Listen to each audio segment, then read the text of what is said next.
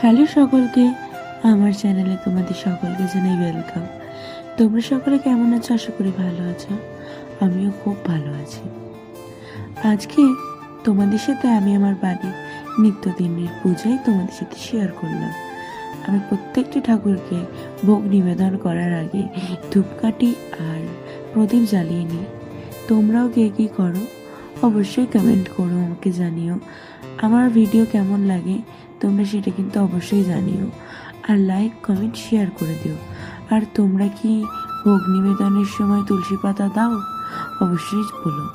আর আমি তো ভোগ নিবেদনের সময় তুলসী পাতা দিই, কিন্তু আমাদের বাড়ির নিয়মে শিব ঠাকুরকে নাকি তুলসী পাতা দেওয়া যায় না।